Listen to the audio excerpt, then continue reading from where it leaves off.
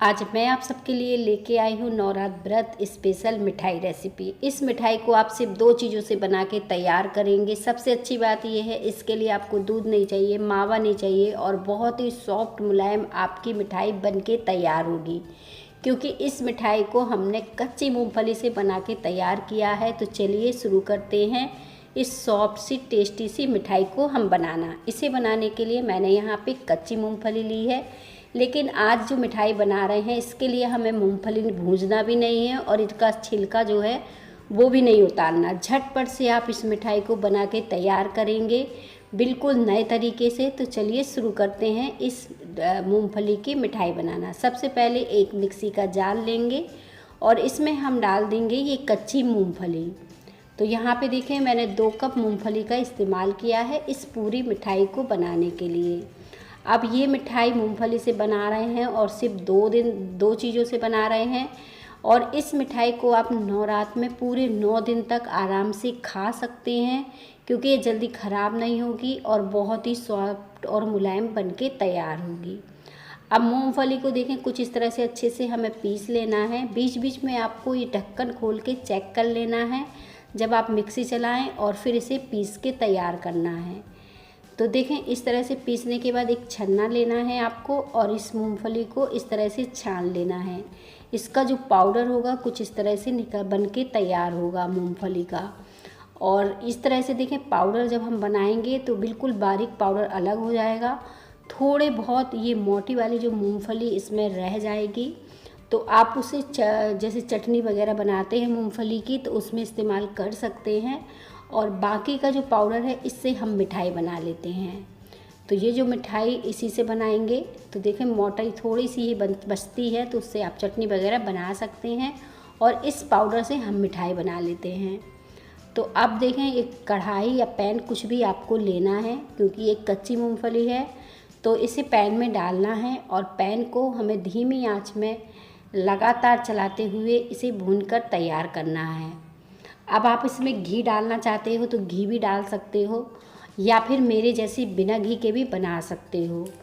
धीमी आंच में बढ़िया तरीके से भूंजेंगे जब तक कि इससे खुशबू ना आने लगे और हल्का सा इसका जो कलर जो है ना चेंज ना दिखने लगे और इसका कच्चापन भी दूर हो जाएगा। तो इस तरह से आपको मूंगफली को चलाते हुए भूनकर तैयार कर लेना है। और जब ये मिठाई आप बना के तैयार करेंगे, खाने में बहुत ही स्वादिष्ट लगेगी। और इस मिठाई को जैसे मैंने बताया पूरे 9 दिन तक आराम से खा सकते हैं।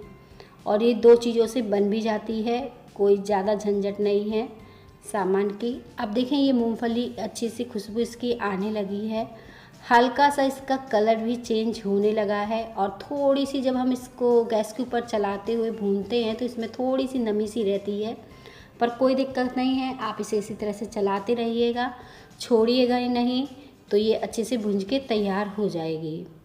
आप देखें, ये मूंगफली जो पाउडर है ये अच्छे से भून चुका है। इससे ज़्यादा हम इसे नहीं भूंजेंगे। इससे देखें, इसका हल्का सा हमें कलर भी चेंज दिख रहा है और इससे बढ़िया सी खुशबू भी आ रही है।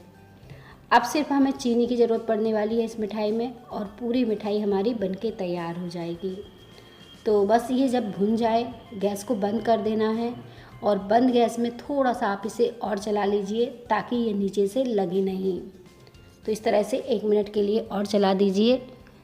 अब इसे किसी बर्तन में निकाल लीजिए, क्योंकि ये अच्छे से भून चुकी है और इससे ज़्यादा इसे नहीं भूनेंगे। तो किसी भी बर्तन में आप इसे निकाल लीजिए। तो हम निकाल लेते हैं इसे एक बर्तन में और इसके बाद हम दोबारा से वही पैन इस्तेमाल करेंगे। इसे निकालने के बाद देखें, अब हम डालेंगे 1 कप चीनी। 2 कप मूंगफली में मैंने 1 कप चीनी का इस्तेमाल किया है और ये आधे कप पानी। अब चीनी अपने हिसाब से आप थोड़ा सा कम ज़्यादा भी कर सकते हैं। आपको अगर बहुत ज़्यादा मीठा अच्छा नहीं लगता है तो थोड़ी सी चीनी आप कम भी कर सकते हैं। और ये 1 कप चीनी को अब हमने डाल दिया है आधे कप पानी के साथ।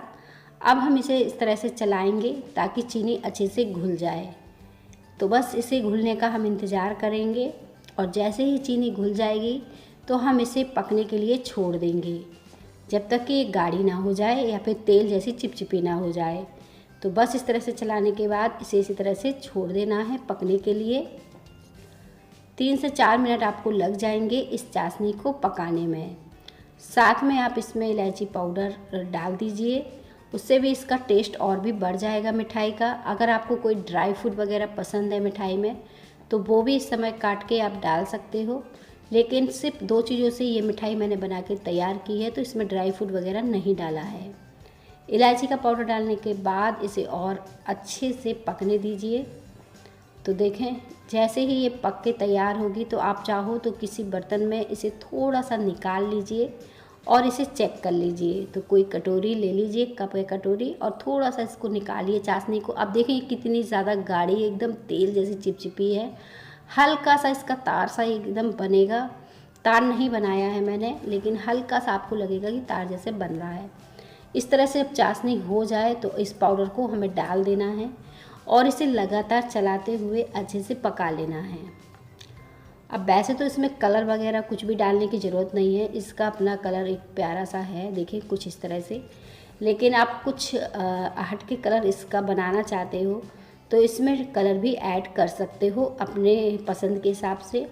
मैंने यहाँ पे येलो फूड कलर डाला है और 1 चुटकी ही डाला है, बहुत ज़्यादा नहीं डाला है। अच्छे से मिक्स कर दिया है और इसे और 1 मिनट के लिए अच्छे से भूंज के तैयार करेंगे। अभी देखें ये काफ़ी सॉफ्ट सा लग रहा है आपको।